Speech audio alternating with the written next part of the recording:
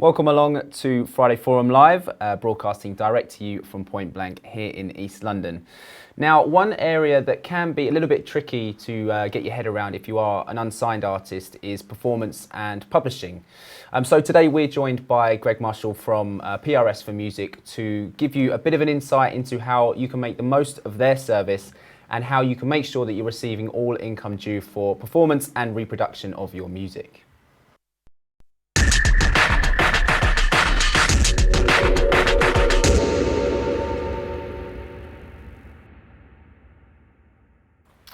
Now, Greg has been DJing and producing since 2005, and he's released on numerous labels, kind of in the areas of breakbeat, electro and techno.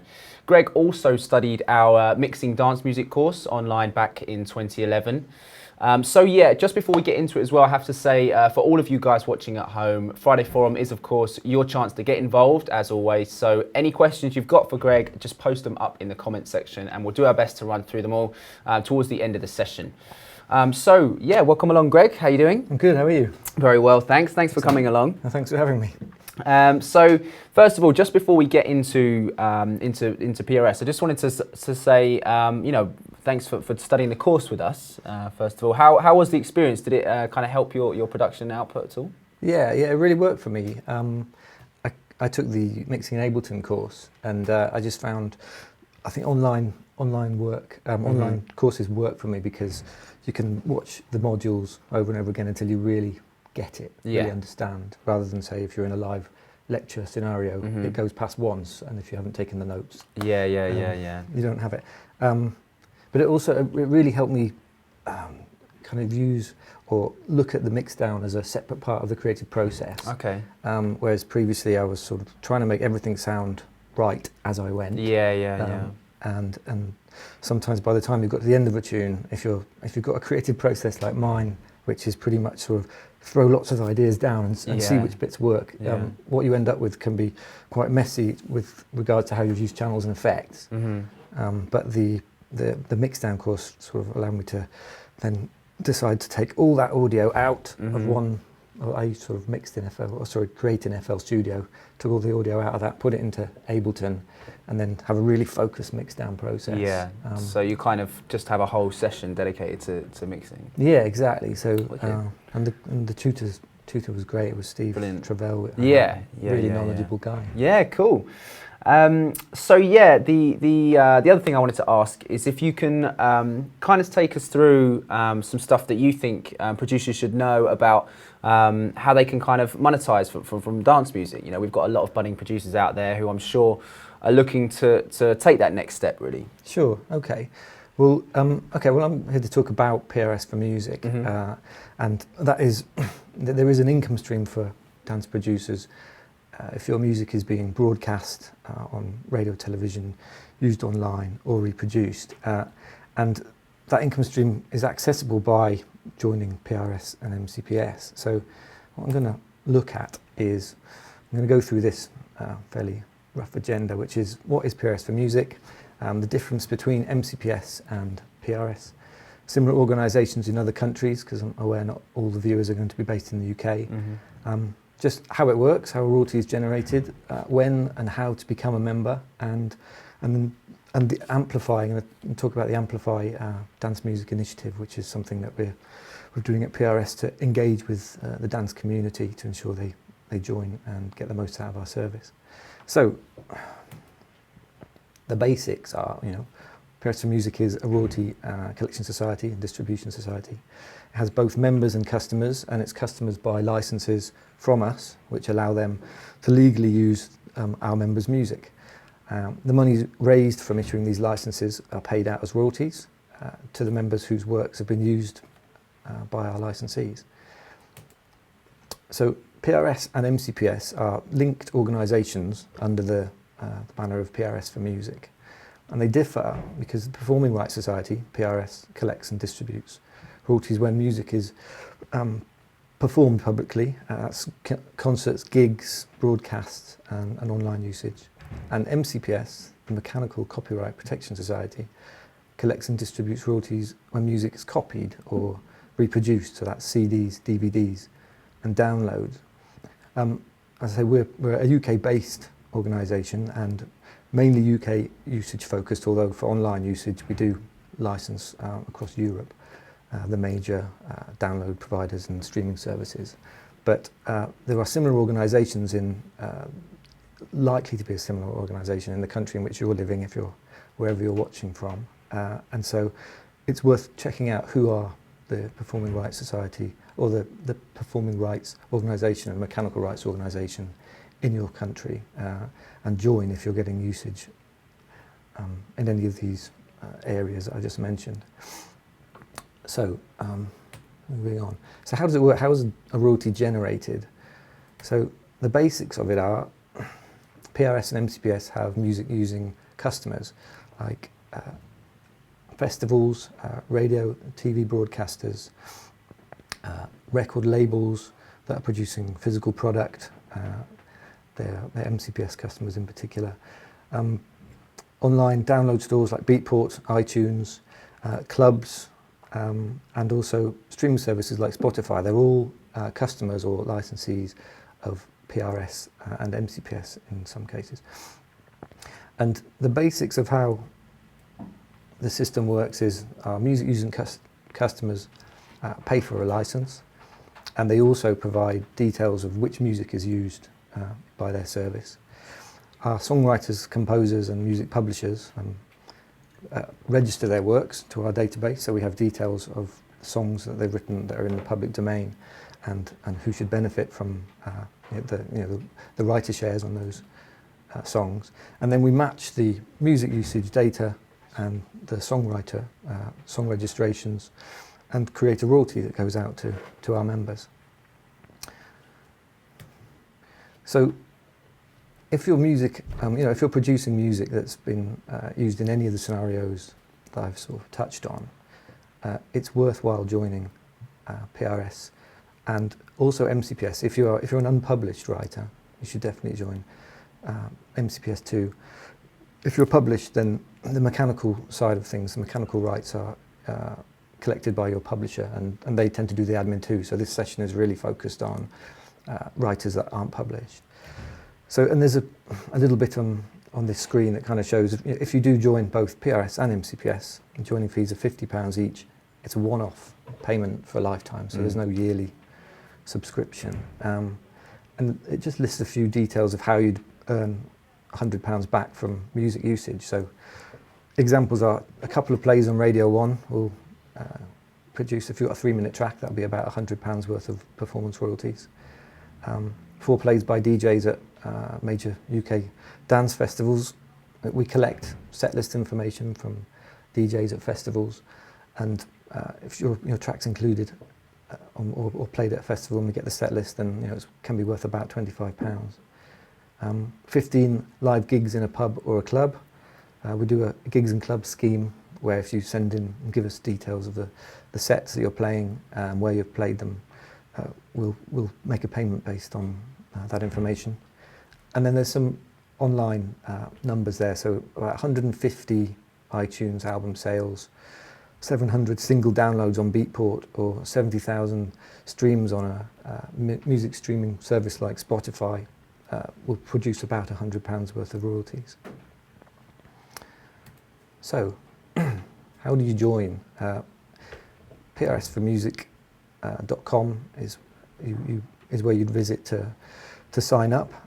All the information you'd need and what you need to send in is very obvious if you go to that site. And the next bit I'd like to talk about really is it's a checklist for dance music producers and writers once you've become a member. And this is sort of ties in with the Amplify initiative. And there's 4 main items, and I'll go into each one in a little bit more detail. So initially it's tell us your pseudonym, so if you are a DJ, have a DJ name or a producer name. Register your works with us, that's very important once you become a member. Report set lists if you're a DJ or a live act. And check our unclaimed performances file, which again I'll explain a little more on. So initially, once you become a member, if you have a pseudonym, if you DJ out under another name, or you have a production name, you should make sure we're aware of that. It asks you for that information when you join, and if you have more than 2 or 3 pseudonyms, you can register those via our website once you become a member. We need to know that information so that if we get usage information from a radio or TV station, for example, and it mentions your DJ name rather than your writer name, we want to be able to match that up with you and your works. And the second point is register works, and that's really key in that if you just become a member and then don't do any further admin, income is not going to come through to you. We need to know the tracks that you've got in public domain, and the names of them, and who should be paid for when we get usage information. So I'm just going to show a couple of really very basic screenshots from from the registration page on our website. So as I say, once you become a member, you register your works online, and the information you have to give us isn't that complex, and so this is kind of not just kind of to demystify it a bit, I guess. So that's the first page of the work registration service, and we're basically asking for the name of your track and also any alternative titles. So if you have a number of remixes done of the track, you should register those remix names under the alternative titles to ensure the income comes through. There is other information on here that we do ask for if your music's been used in, say, TV or cinema idents and so forth. We're not going to go into that. I'm just kind of sort of the basics of what you'd need to do.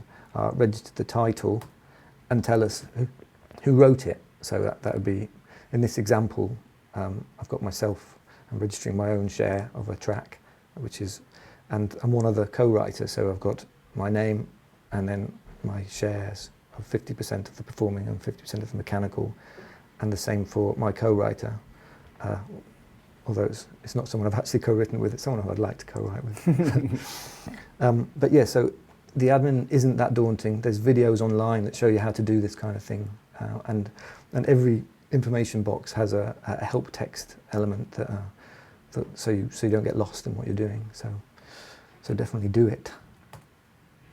And the last 2 items are report set lists. So if you are a DJ or playing out live, make sure you tell us details of the sets that you're playing and where you're playing them, to ensure we can make payments to you and any other writers of or producers of the tracks that you're playing out.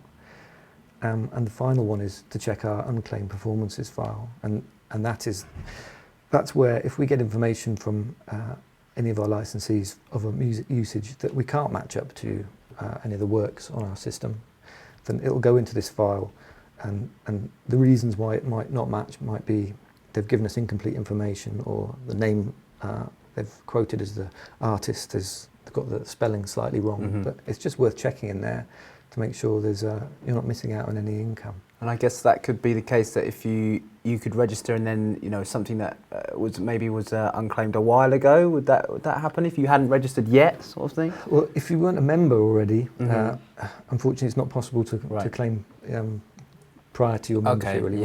Yeah. If you join in membership's 6-month block, so if you join in the first 6 months of the year, your membership's effective from January the 1st, and if you join in the second 6 months, it's effective from 1st of July.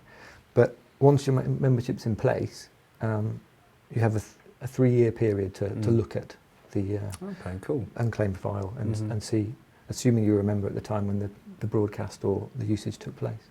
Cool. That makes sense? Yeah, definitely. Okay. Yeah, and that's it really. I mean, that was a basic overview, but I don't want to go into too much detail. I'm kind of attracted by all these rotaries here. It's something that I think the kind of budding producers may overlook, and it's kind of an essential thing to get involved with and be a part of, really. Yeah, it's just important to be on top of the admin side of things if you're going to try and make a living out of this. Yeah. And it's an important income stream that you don't want to pass up. I think also being part of the dance music community and playing people's records that are your peers and your friends and people you look up to. It's kind of even as a DJ playing out, it's something you feel that you should do in order to make sure they're getting what they're due. Well, absolutely. That to pick up on that point, it's like if you're if you were playing at a festival or a club and someone asks you, a PRS person asks you for details of the tracks that you played, you know, it's important to give that information because, as you say, your peers will receive income for the information you're giving. Yeah. So yeah. And go on to continue to make amazing music. Exactly. Puts money back into the scene. Exactly. And keeps the ecosystem healthy and going. Okay, Greg, we've got a couple of questions actually. Okay. First of all, Fire away. Danny has asked, how do the PRS monitor radio today? Are they using radio tagging? He's asked, and the same goes for nightclubs. Is there like a technology in place to kind of track what's being played? Okay. Well, with radio, we get broadcast information. We get data from the radio stations, but we do also employ music recognition technology to check the data if need be. We use a company called Soundmouse, and so yeah, we're kind of hot on the music recognition technology on that side of things. In clubs, we're working on that. It's in the process. More difficult, I guess. Well, it's more that we're in serious talks with a major hardware manufacturer and music recognition technology companies to find a solution to the club play situation because clearly, manual lists from DJs as to what they're playing isn't the ideal scenario. Yeah. But there are some challenges with choosing the correct solution to that. But we're looking to move to a system that's based on music recognition technology in the coming years. Cool. And how about I was curious about like internet radio and stuff like that. There's got to be so many now. Is it the same? Is it easy to monitor that side of things, or is it? Well, it's tricky. I mean, the information that we request and require from a radio station or a broadcaster depends on very, very basically the size of revenue that licensee is giving us, the cost of their license. Right, so, for example, a major radio station like Radio 1 or KISS or whatever, we'll get every piece of information from that station and make a payment out. As stations get smaller, we have to sample the data that they give us. So we'll ask for certain days a month of data and make a distribution based on that data. I see. And again, although that's not ideal, some of these stations, the very small stations and internet stations, their license fee is very small. And so if we took everything they played and tried to process that data and make payments out, the actual cost of processing it would suck up. Outweigh. You wouldn't be able to have anything to distribute. So it's a balance. Yeah. Okay. Cool. We've got a question from Matthew. He said that he's asked if he made a remix for a remix contest, can that work be registered for PRS royalty? It very much depends. Generally, not. Yeah. In that, if you're remixing, it depends on how you've arranged how you will be compensated for the remix with whoever it is you're remixing for. So, in most cases, remixes are done on a single payment, upfront payment from a label, and all the rights remain with the original artist. But and so for a remix competition, I'd say that's likely to be the case there. The copyright of the original song will remain with the original artist. But if you are remixing, from personal experience, if you are remixing because you love a track and you're doing it for free, and the label and the artist are happy for you to remix it, and you can be in a position to negotiate. You can potentially say, rather than taking a payment, you can say, can I have a small percentage of songwriting credit on my version, since it is your version. It's your version is the one that takes off. It'd be great if you could actually get something for it. So. I guess that's probably something that's happened in the past, I can imagine as well, where the remixes, gather momentum and become bigger than the original, So in that case, you'd probably rather go down that route than the upfront payment kind of route. Well, that's it. It's just making sure that you're aware and you've agreed how you're going to deal with it, whether it's an upfront payment or whether you're going to get some kind of a copyright and royalty share before you do it, ideally. Yeah, of course. Or at least before it's released. Yeah, most definitely. Let's have a look and see if we've got any more questions from the chat room. Carl has asked about SoundCloud. I guess how does SoundCloud fit into the equation with PRS? Okay. we're currently in negotiation with SoundCloud to license them, and yeah, as I'm sure. Who was it? What's the question? Carl O'Neill. That's a relatively complex platform. Yeah. It's a lot of user-generated content and Yes, stuff. But yeah. we are looking to license that platform, Mm-hmm. and so there will be income from usage on that platform forthcoming. I know that recently I for example, have any mixes that I've done now and radio show stuff that I've done now, it's been, I've moved from SoundCloud to Mixcloud, I think because of the kind of, do Mixcloud have like a license with you guys? I think Mixcloud are already licensed, that's what I thought, because I think there doesn't seem to be any sort of infringement on kind of playing mixes, copyright material, whereas SoundCloud stuff gets taken down, I think. Yeah, it's true. I mean, well, SoundCloud are just very aware now that if people are putting up music that anyone can stream, that there should be some, labels don't want other people to just allow other people to download their stuff for free, for example, before it's been monetized. Otherwise, they won't be able to reinvest in other artists. Yeah, and so most forth, definitely.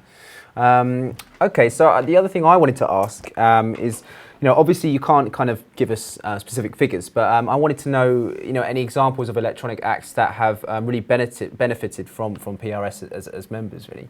Right. Okay. Well, I mean, it's pretty broad actually. Yeah. I mean, all the major UK electronic artists are likely to be members of PRS. The Chemical Brothers are members of PRS. Boards of Canada are members of PRS. Burial will be a member of PRS. So, these are they will all have benefited by when their music's been played on radio or television or used in any scenario by a business, because that's pretty much what we license. Right. They'll receive some form of remuneration on that. And I guess, is it something where you're kind of being prepared, as artists out there who are kind of unsigned and maybe not, to that level where you could see a big revenue stream coming your way? Is it, it's worth kind of being prepared for when a track does blow up and becomes, it gets onto Radio 1 or something like that? Oh, absolutely. I mean, you should join at the point when you start to get some form of usage. That's the key thing. It's because again, as I say, it's the one upfront payment of £50 for each, and then you are a member for lifetime. So it's kind of, if you have that cash, it's worth sort of getting in there at the start when you start getting stuff out there. To make sure you don't miss payments, because as I say, if you aren't a member at the time your music's getting broadcast, or if you leave it too long, because I mentioned the 6-month blocks. There is some leeway. Then you don't want to miss income that is due to you. Yeah. Okay, cool. Another question from the room about YouTube. How does tracks being put up on YouTube, how does that fall into place? Again, YouTube are a licensed platform, so we receive information from them. We receive usage information from them, and we license them for across Europe actually. So and various other countries actually, but it's quite a wide deal. But it basically means if you're forgetting, the key bit is that it's going to require a large number of plays on YouTube for you to receive anything meaningful, just because it's a free streaming platform for the user, at least anyway. But it is licensed, and we're looking to make payments, and we are making payments when your music's used on there. Cool, fantastic. And the final kind of thing I wanted to ask is the international level. How does it work for gigs done abroad or clubs or anything like that? Right. Okay. Well, we have affiliate agreements or reciprocal agreements with societies or equivalent societies in most countries around the world. So, if you're a member of PRS and your music is broadcast in Brazil, for example, then the Brazilian society will collect that income and pay it through to us, so we can make a payment to you, and we do the same back. So okay, cool.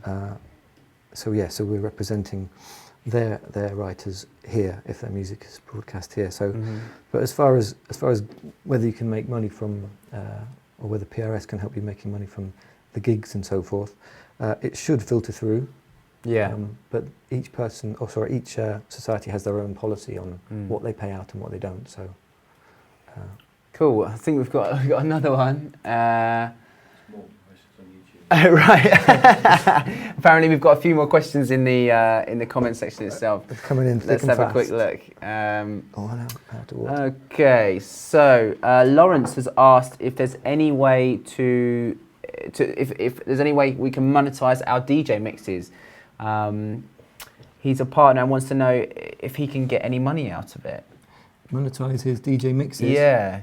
I guess it would be the other way round. Yeah, Shouldn't it would be the artists and producers of the tracks that are in your DJ mixes will be receiving income for if your DJ mixes are featured on, if you're featured on radio or TV, or if they're getting huge numbers of plays on digital platforms, then it'll be those writers rather than you. So it sounds as we spoke about earlier, I think the incentive there is supporting the artists that you love and that you're playing. Absolutely, and it's just you do it because you love the tunes as a DJ. But if you're producing tunes, get them in your mixes, and then submit the set list. Submit the set lists, and ensure you're a member. Yeah, and Royal Junk have asked if there are is there any kind of fraud by labels by means of paying the artists?